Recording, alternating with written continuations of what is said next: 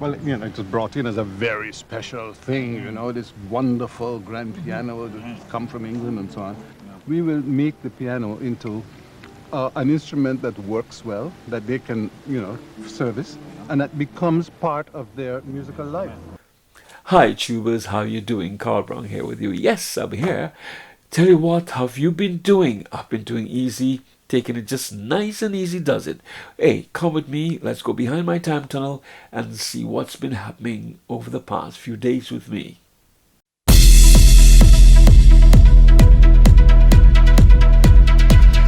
Hi, welcome back. Yes, how have you been doing?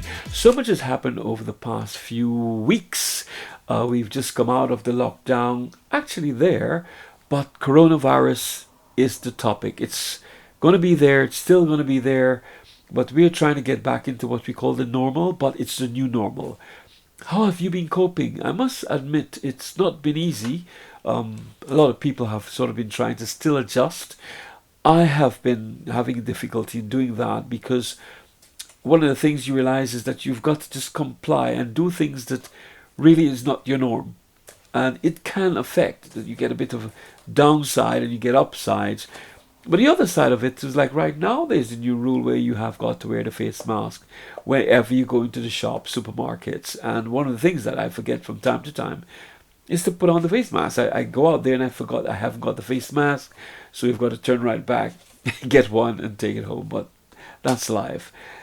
2020 has brought with it a lot, and looking back at things here, we've lost a few people. This COVID has taken away some very good lives from us and prominent people too. And one of those people, there are two of them. There's one has passed, Michael Gilkes, and the other one is Gordon Case. A bit about Michael Gilkes, and I'm going to talk a little bit about Michael and the Michael Gilkes from 1933 2020. He has a beautiful obituary. But what do I know of Michael Gilkes? And a bit about him. He was born in November the 5th, 1933 in Georgetown, Guyana. He's a prominent Caribbean academic, literary critic, playwright, director, and poet and filmmaker. And there's more to Michael than just what I'm just saying here. Um, he did a number of poetry, and of course, one is Jonestown and other poems, being awarded the Guyana Prize for the best book of poetry in 2002. And Michael has a lot more behind him. Now, where does Michael come in with me? I met Michael accidentally because one time I just started doing a bit of film work, and Michael came to the office after I was introduced to him by the then High Commissioner, Mr. Lalish War Singh. And he passed some information to me and says, "Hey, Carl, you need to catch up with Mr. Michael Jokes because he's doing this film entitled The Music of El Dorado." Yes. And the High Commissioner says, "Carl, you should get in touch with Michael."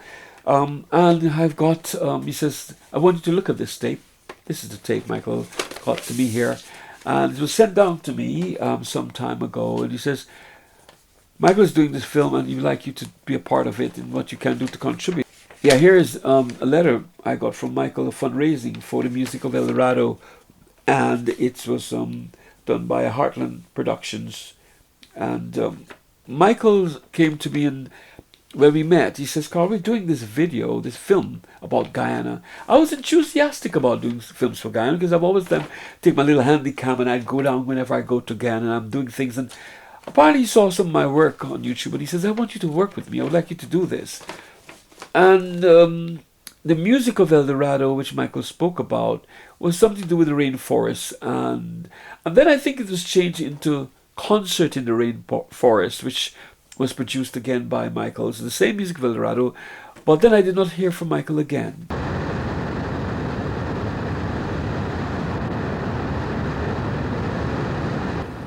When I was a boy growing up in Georgetown, we all said that Guyana was an El Dorado. What did it matter if the country was poor and the color of the water coming out of the taps was like Coca-Cola? We had rainforests, we had mountains, we had gold and diamonds. We have rivers so big you could put the entire Caribbean islands in them. We're still saying that today. Most of us live on the coastland. never even been into the interior.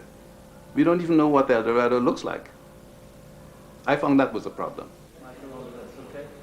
Thank you very much. We have some refreshments. I hope you'll stay back a wee while and have some refreshments. But first, when I think of El Dorado, I think of a land of plenty, a land of peace, a land, because El Dorado speaks about gold. And gold, speaks about richness, prosperity. So when I think about El Dorado, I think of all those things put together, a place where everybody could just live and be happy and that sort of thing. The gold that we use for the manufacturing of gold jewelry here, it comes from the interior. Way down some parts from the Mazaruni, from the Puruni, from the Potaro, miles and miles of traveling by boat, by plane, etc. It comes out in the raw form. It's actual raw gold we use to make jewelry. The gold is there. But the interior, the rainforest, is a very fragile environment. It's a landscape that's made up of a diversity of elements. In fact, it's a very fine balance, a harmony that allows it to be what it is. It's like the whole Caribbean. We think of islands in the sun and so on. We're all like separate little entities. But in fact, we all are one thing. I mean, Derek Walcott calls it a hammock slung between two continents. It's that kind of containing image, that sense of a real whole thing, the Caribbean being something entire, that I am looking at in the film. And it's that harmony that I'm looking for. That's why I call the project the music of El Dorado. We still don't trust our interior, and I mean that in every sense. We don't trust our folk consciousness, we don't trust our folk languages, our folk religions, the things that go deepest, the real interior of our own consciousness, we don't trust. And we make excuses for it. Oh yes, we trot them out, dress them up for the tourist boards. But we don't live there. We feel that that is primitive. And that's the sort of connection that I'm making through Guyana. Guyana is a kind of living image of this split, between our outside, what we show to the world, and our inside, which we still are a little bit afraid of. We still hide. We don't want to go there. We are turning our cities into garbage dumps, into jungles of a concrete type. And I think that's largely through greed, ignorance, through littering, through pollution. We, in the hustle, you see, to get the gold of El Dorado, we forget about the harmony, we forget about the music, we forget about the arts. And I think the time is coming, if it hasn't already, where the artist will no longer be an inspiration, but a casualty. Yes, I think change is possible. It's necessary, it's vital. And I think one way of encouraging this change is through the arts, especially through the visual arts, music, painting, dance, and of course filmmaking. I think that if the arts come through our cultural consciousness, they can address us directly, they can speak to us without any need for interpretation. And they'll talk to us directly about the things that we still fear, the things that live in the interior, in our interior. That, I think, is the essence of what I'm trying to do. Look at how we live in this Caribbean diaspora. We are seeking our separate but scattered roots, whether they be African or Asian or Amerindian or whatever. When I think we can go further. We have to do that, but we have to go beyond that to find the harmony that exists between all of these roots, so that we discover the real body of ourselves, the real consciousness that is in fact the Caribbean consciousness. That, I think, is what we should be trying to find instead of the gold of El Dorado. And that's what the music of El Dorado is all about. Well, El Dorado is a mythical target. Everyone has been trying to find this El Dorado for centuries.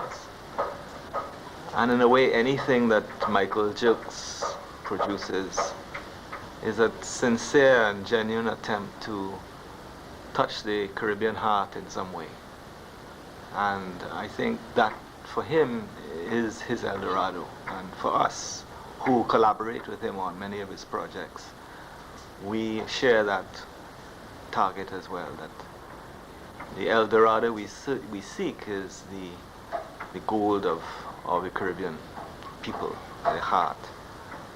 And in this trip, looking for the music of El Dorado, I think that we made another attempt at touching that Caribbean heart. And it was an opportunity presented that, you know, one cannot miss. It enriches us all to experience this. And I hope that the final product can do the same for its audience. But I'd like to say Michael has been great. When I met him, he was enthusiastic. He encouraged me as well to continue doing the film work I'm doing, and very, very mature film work I'm doing. He says, Carl, just keep at it, because this is, you know, if you like something, go with it. And with that, I'd like to say, Michael, you'll be really and greatly missed. Thank you so much for the inspiration. And I hope that his works, whoever will be continuing in his footsteps to promote Guyana as he has been, you know, we will take Guyana to another level. And with that, I'll say it was a pleasure working with Michael. May his soul rest in peace. And to his family and everyone, you know, the spirit lives on. Carl Brown saying thank you so much too for being a part of me. And feel free to like and subscribe. Leave a comment if there's something bothering you like to talk about. I'll be happy to respond. But for now, until we meet again, be good. You know, we are seeking our separate but scattered roots, whether they be African or Asian or Amerindian or whatever. When I think we can go further. We have to do that, but we have to go beyond that to find the harmony that exists between all of these roots, so that we discover the real body of ourselves, the real consciousness that is in fact the Caribbean consciousness. That, I think, is what we should be trying to find instead of the gold of El Dorado. And that's what the music of El Dorado is all about.